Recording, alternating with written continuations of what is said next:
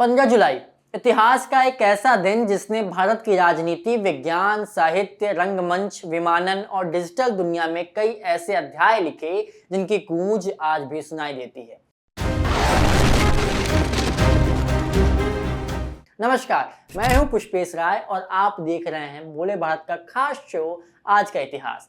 आइए जानते हैं 15 जुलाई के इतिहास में दर्ज कुछ अहम घटनाओं के बारे में। साल 1955, आज ही के दिन देश के पहले प्रधानमंत्री पंडित जवाहरलाल नेहरू को भारत के सर्वोच्च नागरिक सम्मान भारत रत्न से सम्मानित किए जाने की घोषणा की गई थी। आधुनिक भारत की नींव रखने वाले नेहरू ने लोकतंत्र, विज्ञान और औद्योगिक विकास को नई दिशा दी। साल 2002, भारत के missile man doctor APJ Abdul Kalam देश के 11वें राष्ट्रपति चुने गए। एक वैज्ञानिक का राष्ट्रपति भवन तक पहुंचना सिर्फ एक व्यक्ति की उपलब्धि नहीं, बल्कि करोड़ों भारतीय युवाओं के सपनों की जीत थी।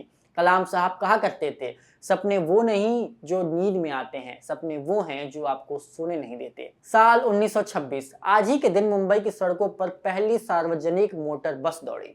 यह सिर्फ एक बस सेवा की शुरुआत नहीं थी, बल्कि भारत के सबसे बड़े महानगर की रफ्तार बदलने वाला ऐतिहासिक कदम था। साल 1989, जनता पार्टी में बढ़ते राजनीतिक संकट के बीच प्रधानमंत्री मोरारजी देसाई ने अपने पद से इस्तीफा दे दिया था। इसके साथ ही केंद्र की पहली गैर कांग्रेसी सरकार का एक महत्वपूर्ण अध्याय समाप्ति की ओर बढ़ गया।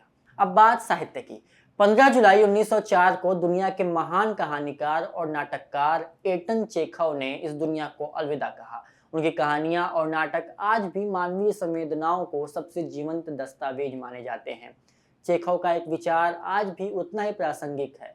मनुष्य में सब कुछ सुंदर होना चाहिए, उसका चेहरा, उसका विचार और उसका हृदय भी। वहीं उर्दू साहित्य के मशहूर व्यंग्यकार और पद्मश्री सम्मानित मुस्तफा हुसैन का जन्म भी आज ही के दिन हुआ था। अपनी बेबाक लेखनी और अनोखे व्यंग्य के कारण उन्हें उर्दू साहित्य का मार्क ट्वेन कहा जाता है। भारतीय रंगमंच के महान कलाकार बाल गंधर्व का आज ही के दिन निधन हुआ था। इस दौर में महिलाओं का मंच पर अभिनय करना स्वीकार्य नहीं था। उस समय उन्होंने महिला किरदारों को ऐसी जीवंतता दी कि वे भारतीय संगीत नाटक की अमर विरासत बन गए।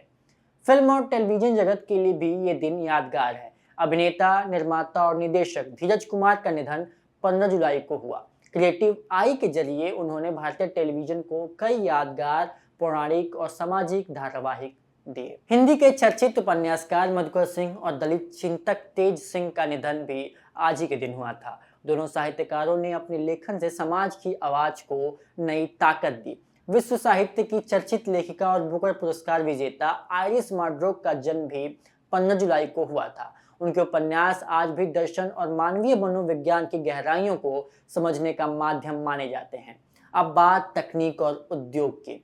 साल 1916 में अमेरिकी उद्योगपति विलियम बोइंग ने दुनिया की सबसे बड़ी विमान निर्माता कंपनियों में से एक बोइंग की स्थापना की। आज वैश्विक विमानन उद्योग में इस कंपनी का नाम सबसे बड़े ब्रांड्स में शामिल है। वहीं साल 2006 में जैक डॉर्सी और उनके साथियों ने माइक्रो ब्लॉगिंग प्लेटफॉर्म ट्विटर को सार्वजनिक रूप से लॉन्च किया।